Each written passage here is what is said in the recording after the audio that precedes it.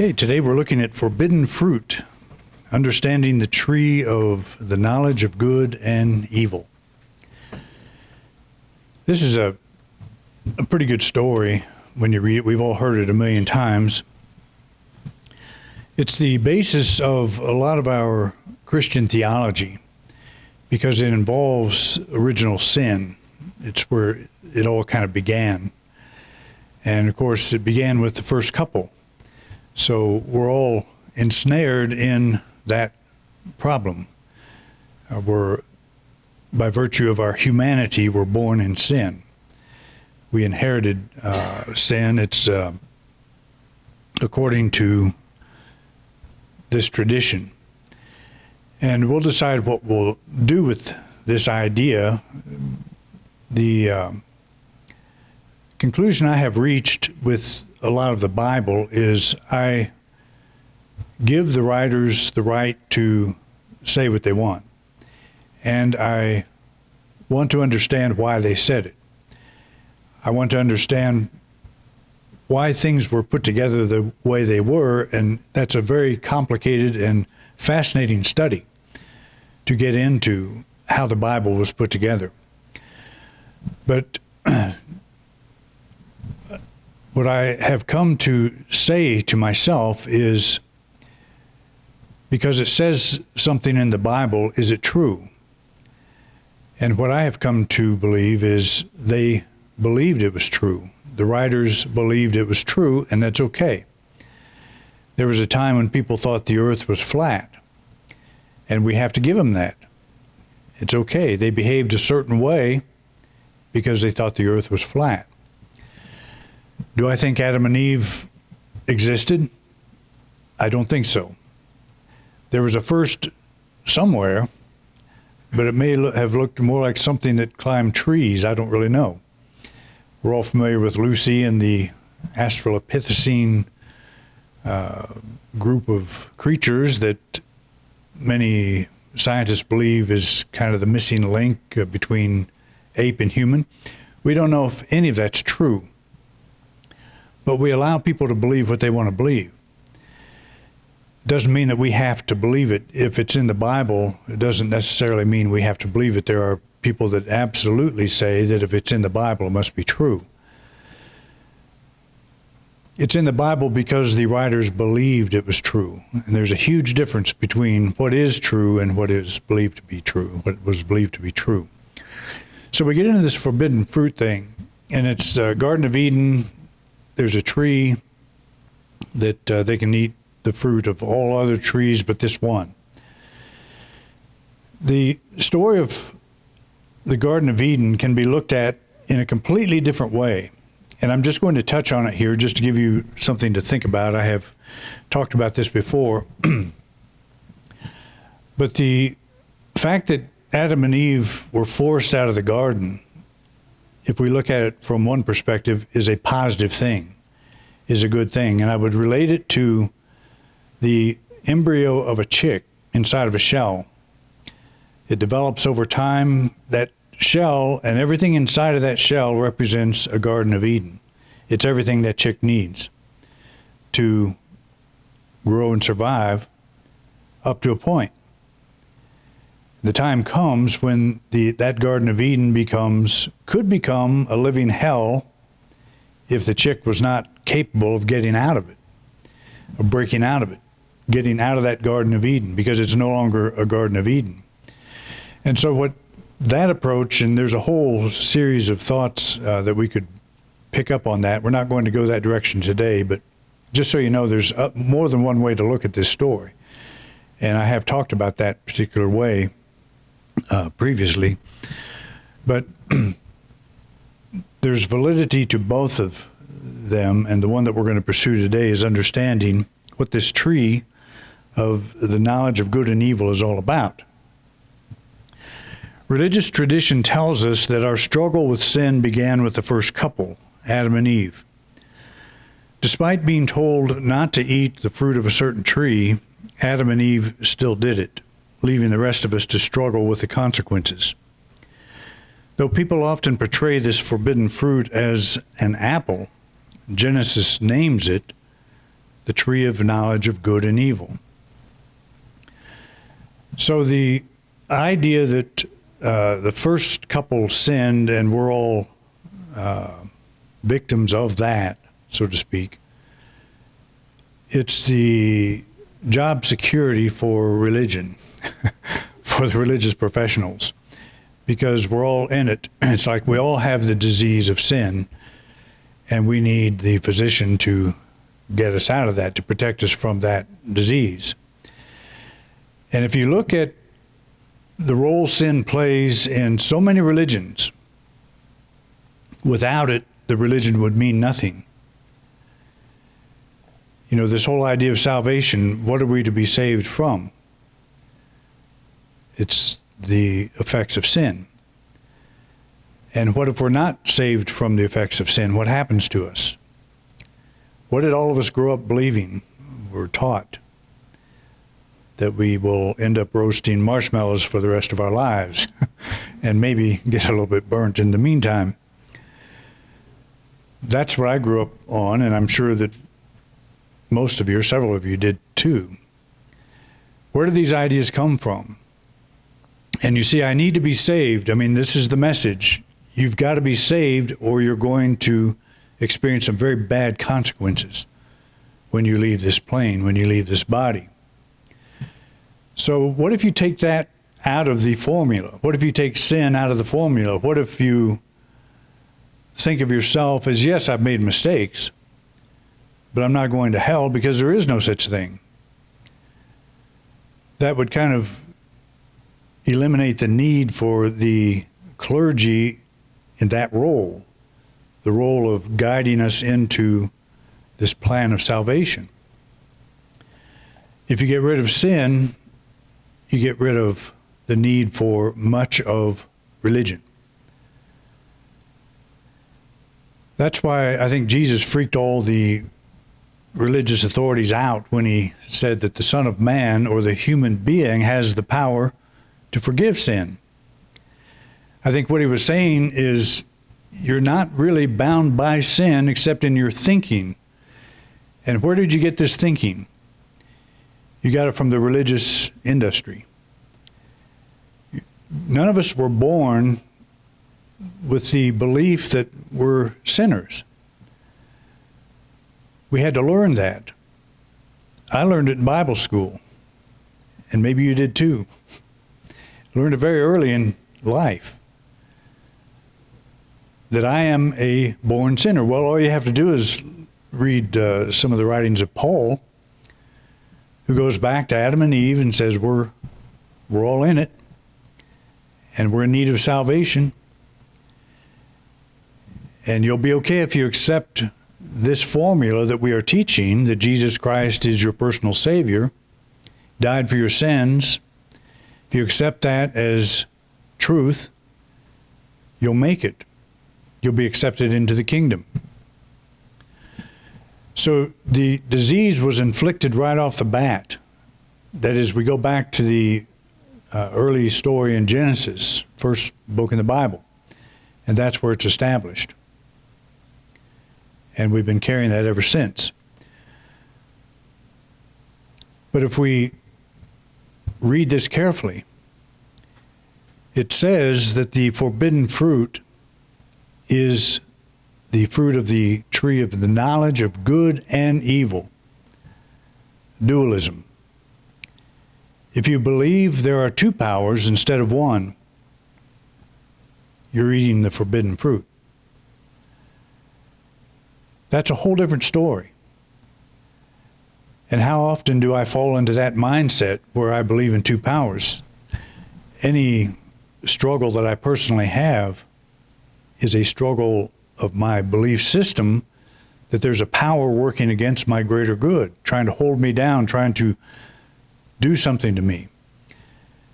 And some people will say, well, it's a soul lesson, it's a way to learn so you can overcome this stuff and be better and be more enlightened or make it into heaven or whatever. We can look at it that way, but it's not something that it's something that we look at with every single experience we have. Do I believe there are two powers at work in my life, or am I affirming and knowing there is but one presence and one power? And if I'm affirming that there is but one presence and one power, I can say, yes, that situation looks kind of rough, and I don't know what to do in it. But something in me does, that something in me is greater than that which is in the world, and it's now unfolding. I don't have to have all the answers at this moment. I don't have to be happy and positive all the time, every second, to be a good human being. I can fall down sometimes, but even when I fall down, I'll be okay. I'll get up. So the question always comes to, what tree am I eating of? This tree of the knowledge of good and evil? Am I looking at this situation I'm involved in, thinking there's a power working against me? That's really all it comes down to. Why do we struggle? This ancient writer is not talking about gardens, trees, or any of the fruit we might find in a bowl on the dining room table. He's answering this question: why is life such a struggle? His answer is this: life is a struggle because from the beginning, man has disobeyed the commandments of God. This is what religion says over and over and over again. We struggle because we are disobeying the commandments of God. This is Jewish literature, but it has bled over into the Christian theology as well. That we suffer because we are somehow sinning. We are falling short of our divine potential. Well, we all know this. We're all falling short of our divine potential. If we have a negative thought, we're falling short of our divine potential. And we all have negative thoughts. I had one about 3 hours ago, maybe 3 seconds ago. So, but does that damage my soul? That's the big million-dollar question. Does all of my negative thinking do something to deter my soul from being all that it actually is? And the answer there is no, it doesn't. It messes up my current experience, because when I'm reacting negatively to something, I'm having a negative experience. But it's all going on inside of me. It's going on in my head. As I've said before, somebody can offend you, and they don't even have to be in the room for you to suffer, for you to have a reaction. They can be 1,000 miles away. They could offend you by email. And you could have an experience that ruins your whole day. Because you take a thought, you take an idea, and translate it into an inner experience. That's the belief in two powers. This person has the power to bring me down to a level of this type of reaction. I'm eating of this tree of knowledge of good and evil at that moment. And I'm not supposed to do that. I should say we have the option to not do it. But it's interesting when we look at human behavior. When you tell a person not to do something, what are they likely to do? It's the very thing you tell them not to. I tell my cats all the time, stop begging. Stop clawing the screen. Get out of my way when I walk out the door. Don't stand right in front of me. You walk around your cats, they get right under your feet. I tell them to stop doing that because they could get hurt. And they don't stop. They just keep doing it. But they're just cats. They're cats. And I accept that, and I watch my step the best I can. I haven't smashed one yet.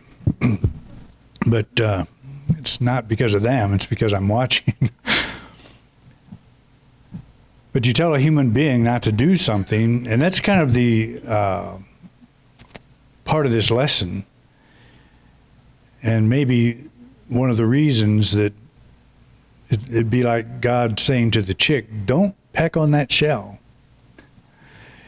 But isn't it interesting that a chicken, in the embryo stage, as they develop an egg tooth.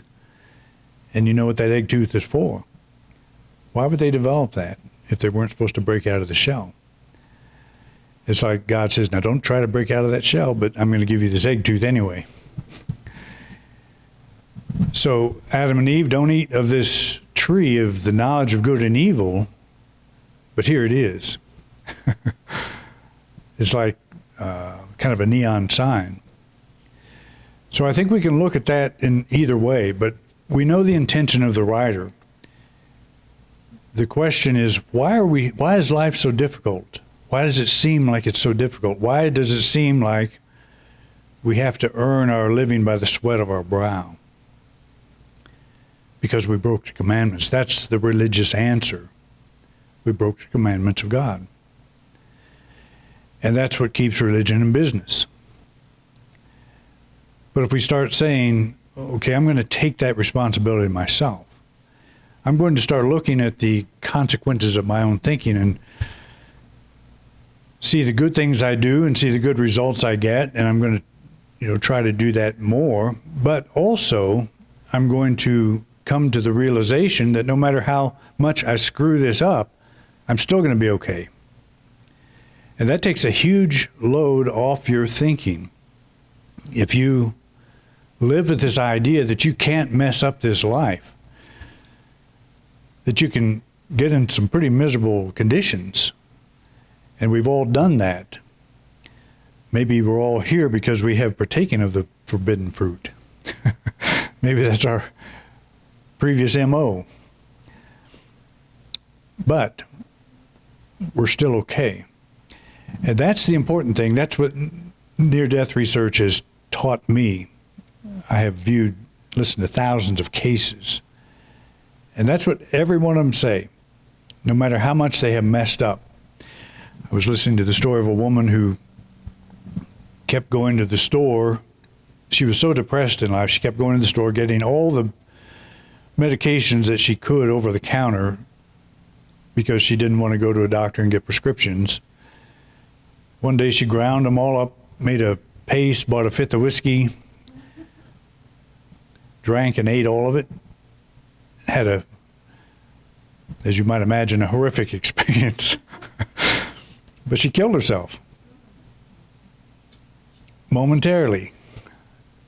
Didn't have enough over-the-counter drugs.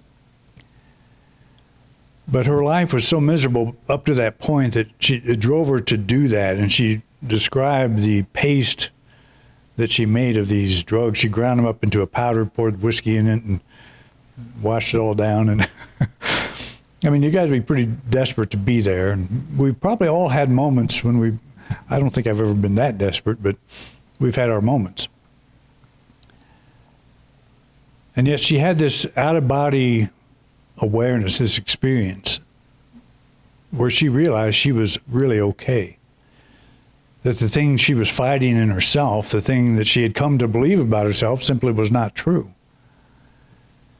And it totally opened her eyes, and she came back to a very miserable few weeks, recovered, and now she's traveling around the world telling her story, saying you can't mess it up. She's telling people that you cannot mess up your life. Your soul is always okay. Your head may be totally screwed on backwards, but you as a soul are eternal, and you are okay. So we step into this body and we get some very strange ideas, and we go to church and we get some stranger ideas, and we're exposed to things that are not true of the soul. That's what I'm saying. And a lot of religion, what it teaches is not true of the soul. A guy like Jesus comes along and says, your sins are forgiven, meaning that you never put a black mark against yourself no matter what you did. He illustrated this with the prodigal son. He goes out into the far country, does all the very worst things we can imagine. And Jesus made up this story. It's totally fictional. So he created this young man that did all the really bad things, the worst things you could imagine, ended up in the worst situation that a Jewish boy could enter into, and that is to start eating the feed that he was giving swine. That'd be like the very bottom of the barrel. And so the kid decides to go home, and what happens? The father welcomes him with open arms. Like he couldn't screw it up. He couldn't mess up his life to the point where the father rejected him.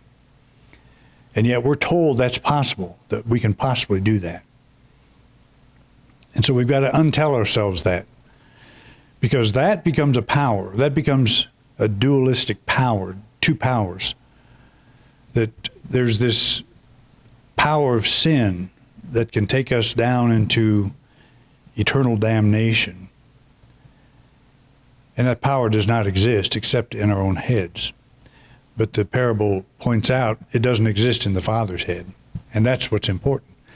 We will forget, but the source of our being never forgets.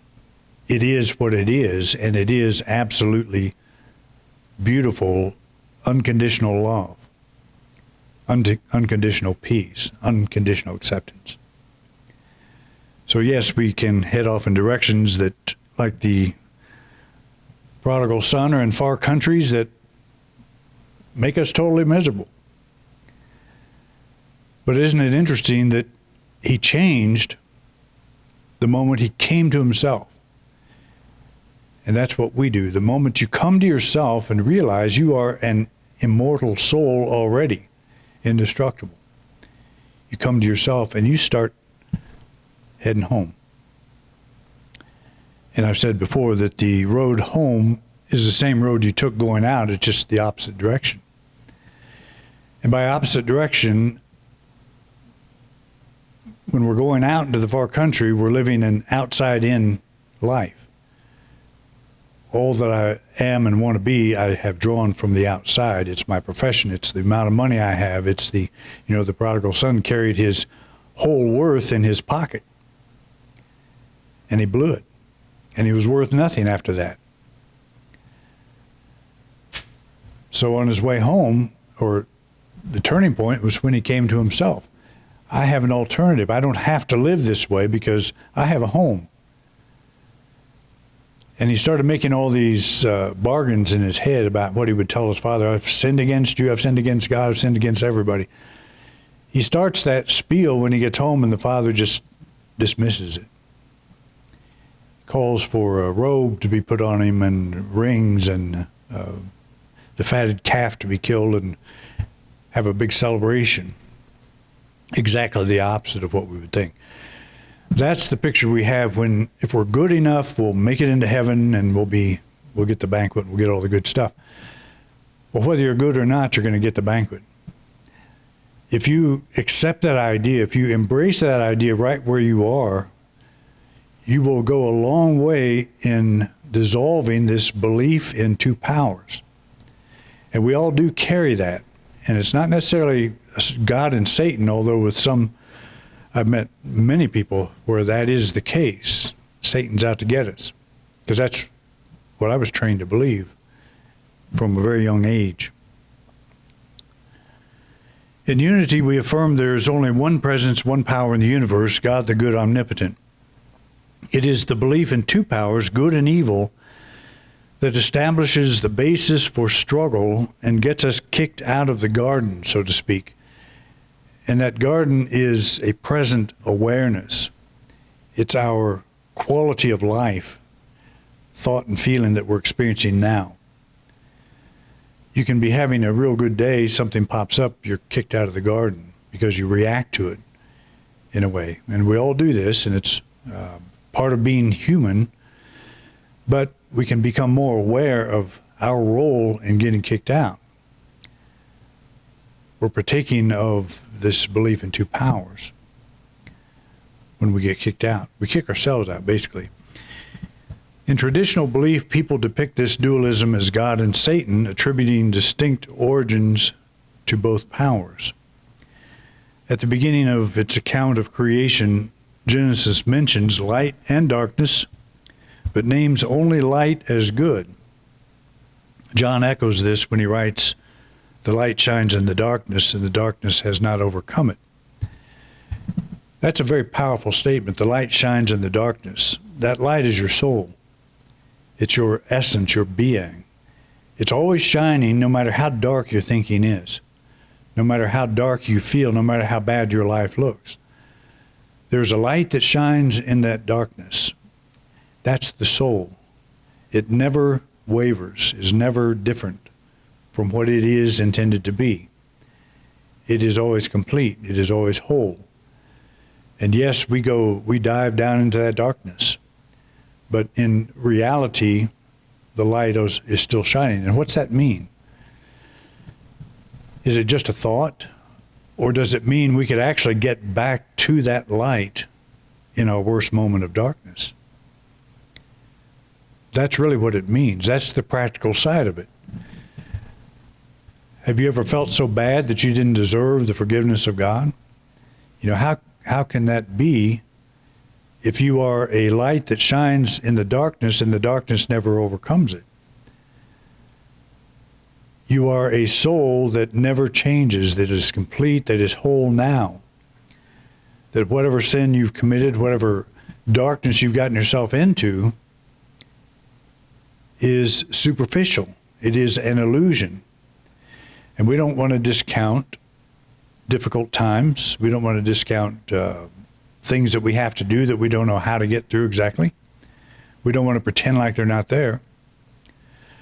But we want to forever hold this idea that that light in me is shining, and this darkness, whatever it is, however it appears, will not overcome it.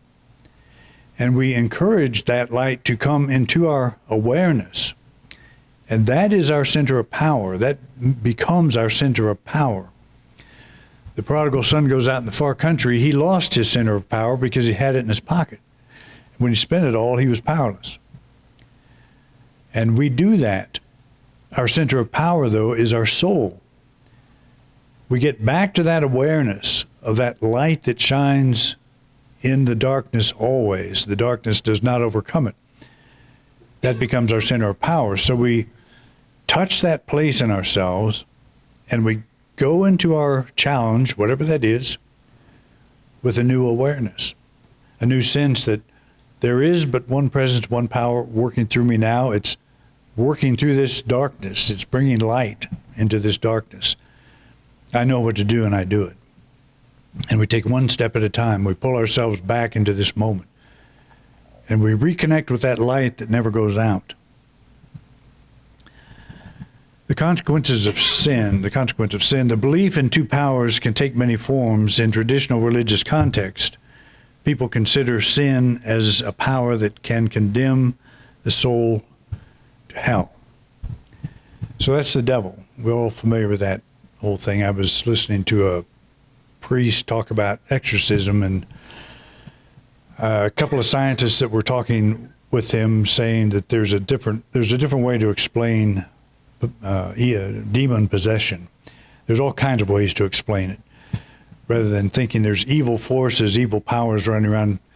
But the church capitalizes on that idea. There is evil, and it's going to get you if you're not careful. And if you leave your door open and it runs in, it's going to require us to get it out. It's going to require a special thing to get it out. But it's in our head. I counseled a couple of guys one time that they came in my office saying that their house was haunted. And I don't know if it was or not, but their minds were haunted for sure. They had an investment in their house being haunted. In talking to them and just being with them for a while, I could tell that was an important thing for them to call true. Our house is haunted, part of our identity. Maybe it's going to help get us out of a life we don't really like somehow. Maybe it's going to get us on a news show someplace or whatever and make us famous, and our YouTube channel will go viral. But in talking to them, I could see that the spirits, the evil spirits that were in their house were really in this house up here. And it was important for them to remain there. And so when I started talking in that regard, the conversation came to an end. They didn't want to hear that. And I wasn't saying, I don't think you're really experiencing this. I think it's all you're making it up. They were experiencing the consequence of their belief in two powers. Because if they would eliminate that, their house, I'm sure, would be cleared. I would be happy to go over and throw water on the walls or whatever to help them through it, but that didn't materialize. So negative thinking and our alternative approaches, and that is unity, new thought, any alternative approach to the traditional approach. In our alternative approaches to spirituality, negative thinking and the soul that is not spiritually awakened become a destructive power. It matters little how we characterize evil as a power. The consequence of embracing it manifests itself as some form of struggle. I know a lot of people in unity, I've been in this a long time, that in the prime of their life, they would say things like, I believe we can live forever. Charles Fillmore taught regeneration, soul regeneration, that there's no reason the body has to die. And every person that I have known in my life is either dead or they're old. And I'm right there with them. That the belief that, and if you were to ask them, why are you either dead or why are you old? Well, the dead ones probably wouldn't answer. But, well, if they do, you know. Why are you old? They would probably say, because I have not done what I believe needs to be done. I've not been successful in keeping my mind positive. But what if you kept your mind positive all the time? What if you ate properly? What if you did exercise just like you're supposed to and did everything you're supposed to do and you died anyway? Then who's at fault? Maybe losing the body is a natural thing. Maybe growing old is a natural thing. Do you know anything on this planet that has not grown, is not growing old? I don't.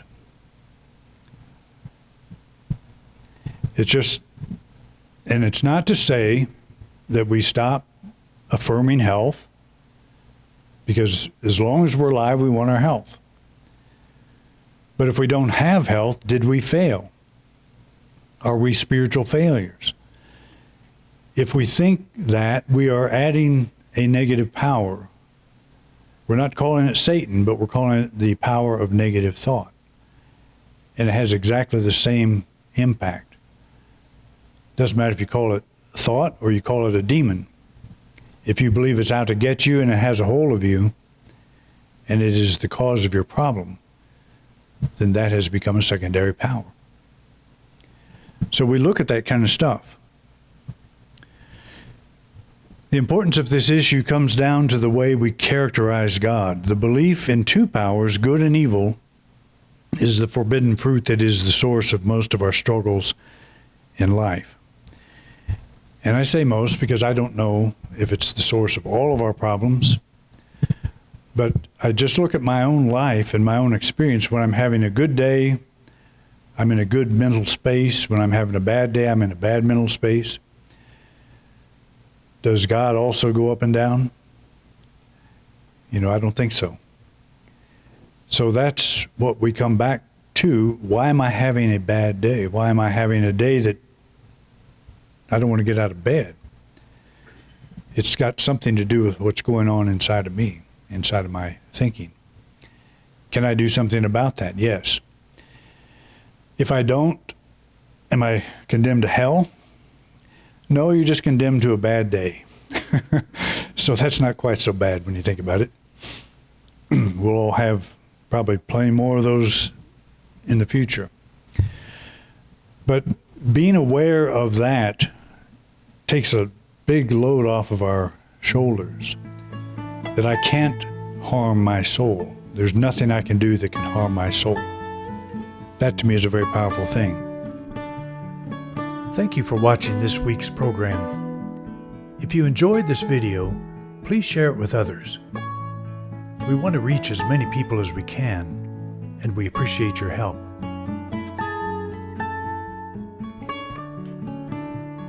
We have many subjects in our video lineup, So feel free to take a look. If there's a topic you don't see and would like me to address, just put it in the comment section. I'd love to know what's on your mind. To subscribe to this channel, simply click our logo. Thanks again for your interest in independent unity, and have a wonderful week.